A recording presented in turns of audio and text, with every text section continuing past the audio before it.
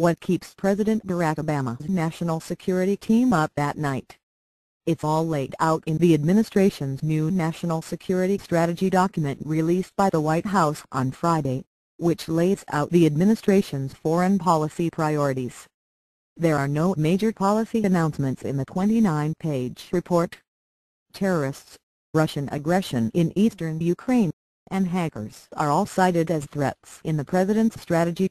Threats National Security Advisor Susan Rice fleshed out Friday in an appearance at the Brookings Institute.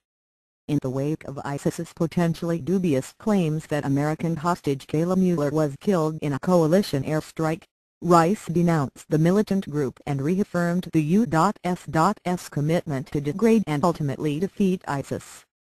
And with the world united in condemnation of its horrific executions, ISIL should know that their barbarism only fortifies the world's collective resolve, Rice said. With U.S. officials warning of continued Russian aggression toward Ukraine in recent days, Rice said the U.S. is still weighing whether to expand its military assistance to Ukraine to include lethal arms. Rice said the administration was clear-eyed that the challenges ahead will surely continue to be many and great. "One thing I can't guarantee you: President Obama is going to leave everything on the field, and so will the rest of his team," Rice said. "Progress won't be quick or linear, but we are committed to seizing the future that lies beyond the future of the day and to perusing the vision of the world as it can and should be." The document released Friday is more a window into Obama's cautious and nuanced foreign policy doctrine that seeks to avoid messy foreign entanglements in favor of a more multinational approach to global dangers. Violent extremism and an evolving terrorist threat raise a persistent risk of attacks on America and our allies, Obama writes in the report's introduction. Escalating challenges to cybersecurity, aggression by Russia, the accelerating impacts of climate change, and the outbreak of infectious diseases all give rise to anxieties about global security. We must be clear-eyed about these and other challenges. But in a reminder of his deliberative decision-making style, the President cautions the U.S. must make hard choices among many competing priorities.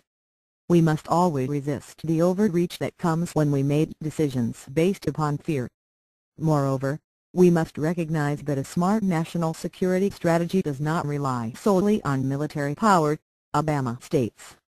The document repeatedly mentions Russia's intervention in Ukraine as a key foreign policy challenge for the administration. As the White House is weighing whether to ship defensive military weapons to Ukraine in its battle against Russian-backed separatists, the National Security Strategy hints at potential new assistance for partners such as the government in Kiev. Related, what will Putin do if U.S. arms Ukraine? "We will deter Russian aggression, remain alert to its strategic capabilities, and help our allies and partners resist Russian coercion over the long term, if necessary," the strategy document warns. At the same time, we will keep the door open to greater collaboration with Russia in areas of common interests, should it choose a different path. There is a distinct shift in tone from the administration when it comes to ISIS, the terrorist organization described by Obama as JB in an interview with The New Yorker last year. In the strategy document, ISIS is referred to as one of a growing number of regionally focused and globally connected groups, many with an al-Qaeda pedigree, which could pose a threat to the homeland. In the aftermath of North Korea's suspected hack attack on Sony Pictures in response to the film, The Interview, the Obama administration also vows to meet the cybersecurity threat in the strategy document. Still, the White House leaves no doubt where it believes many of the world's hacking threats originate, not North Korea but China. "We will take necessary actions to protect our businesses and defend our networks against cyber theft of trade secrets for commercial gain, whether by private actors or the Chinese government," the National Security Report states. While an annual National Security Strategy report to Congress is mandated by law, this is the first such report from the White House since 2010. Former President George W. Bush also declined to provide annual strategy reports.